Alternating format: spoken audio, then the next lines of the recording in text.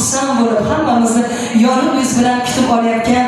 o'zlari hali qizlar qaynona degan odam hijolat